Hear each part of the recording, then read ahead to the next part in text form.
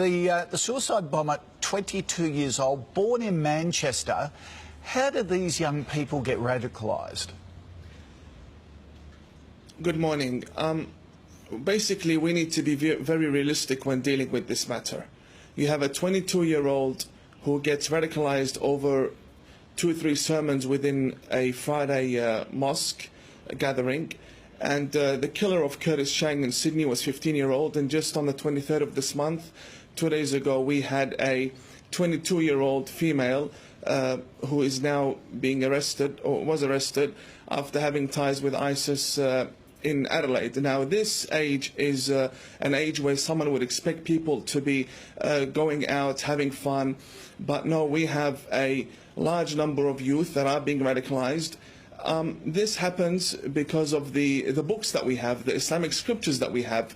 They push the Muslim youth to believe that if you go out there and you kill the infidel, that's how you will gain paradise. But they're listening to preachers, if you like, sermons, 2 or 3 sermons by clerics like yourself, radical clerics. What do you more moderate clerics do to out your compatriots who are turning these young Muslims? Well, it is very hard being a peaceful, moderate person within a society that is infested by extremist Muslims. I will not deny this fact.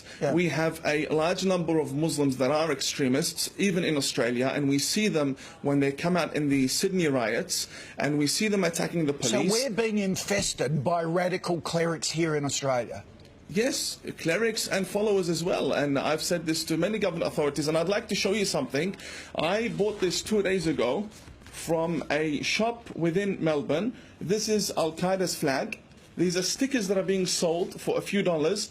They have them on their windscreens. They have them everywhere.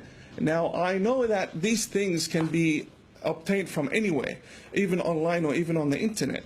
But when you have stores openly selling these items with full audacity and creating this jihadi atmosphere for the youth to put on their cars, fully modified cars now, instead of having stickers. So you're saying, do you believe our authorities should have more powers to get rid of these radical clerics and paraphernalia like that? I think we've got to get tougher. I think our authorities have misunderstood the situation. They have good relationships with the Muslim community, but having good relationships with the Muslim community does not necessarily mean you have control over them and that you can prevent a lone wolf attack. Yep. Jamal, you've constantly condemned many acts of terror. Do Muslim leaders have to be more vocal? The Prime Minister and the Foreign Minister yesterday were surprised that Muslim leaders were silent yesterday on this whole issue. Do you have to be more aggressive, or do you live in fear? Look, we don't live in fear. We live in a very peaceful country. I don't know where the Imam got his information from. First of all, these scriptures existed for hundreds of years. They didn't incite for violence or terror act. It is an ideology of the so-called Islamic State and Daesh, and they are actually targeting the vulnerable young people, impressionable people.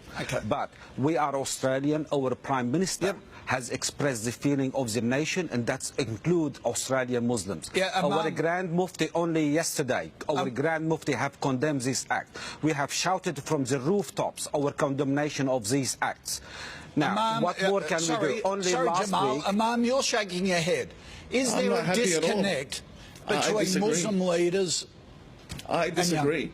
I disagree. We have a situation where there is a month doesn't go by without a terrorist attack happening somewhere around the world. And for the past 1,400 years, we have had a religion of war. That's exactly what we have had. This is not something I'm imagining. These are facts. We've had many wars. How did Islam spread from Saudi Arabia down to Indonesia and Bosnia? All spread by the sword. We had many wars. And for someone to come and say these Islamic scriptures have nothing to do with it, I mean, that's against the facts. That's not true. The Islamic scriptures is exactly what is pushing these people to behead the infidel. Let me tell you something. The people that are beheading, that the person that killed the young girls in Manchester did so believing he was going to dine with the Prophet Muhammad that very night. And that is because the Islamic scriptures... That's not true. There is nothing... There is nothing in Islam that will justify... Do not lie to the Australian nation. Listen, we have there is in our nothing books in the Islam teachings that will of Ibn justify killing Taymiyyah innocent teach people. to behead people and to kill and massacre people. You cannot sit there and lie to the Australian people. No, wait a second. I came here believing that you are a moderate person. Do not lie to the Australian public.